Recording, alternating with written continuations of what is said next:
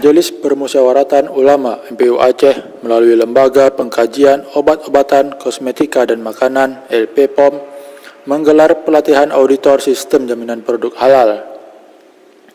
Kegiatan yang berlangsung sejak 16 hingga 19 Juli ini dibuka langsung oleh Ketua MPU Aceh Profesor Dr. Tengku Haji Muslim Ibrahim MA.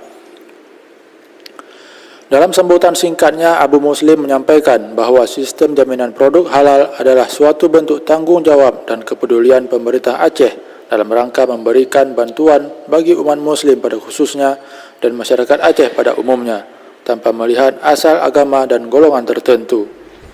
Sebetulnya Majelis Permusyawaratan Ulama berharap betul semua yang halal perlu diketahui masyarakat kena sempurna.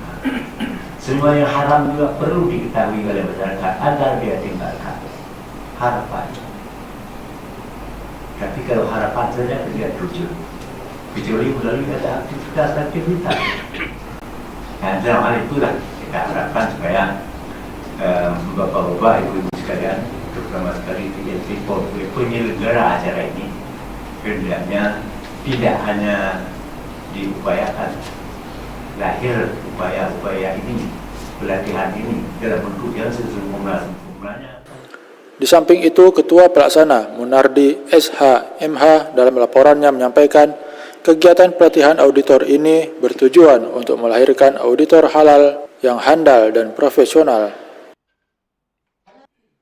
Tujuan kegiatan adalah melahirkan auditor halal yang handal dan profesional.